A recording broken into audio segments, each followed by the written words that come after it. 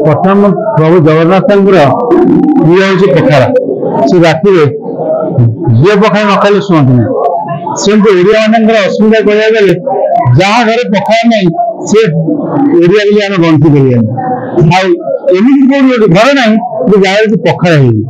ओडिया आज दिवस मार्च 20 तारीख पखाड़ दिवस आम पालन समस्ते पखाड़ भात खाइचु पखाड़ मजा नहीं आगे को पखाड़ मजा नौ ये गरम पड़ी से गरम में समस्त जो भाव अच्छी ये पखाड़ खाइबार इच्छा अच्छी जो आशा अच्छी जो क्लांत को त्याग कर पखाड़ खाइबा नित्याନ୍ତ आवश्यक। प्रभु जगन्नाथ प्रार्थना कर पखाड़ दिवस सब पालन करेंगे समस्त केमी आगे को जीव प्रभु जगन्नाथ प्रार्थना कर आगे पखाड़ दिवस आम ओडिया मानकर गोटे पर्व आमर ह्यूमन्स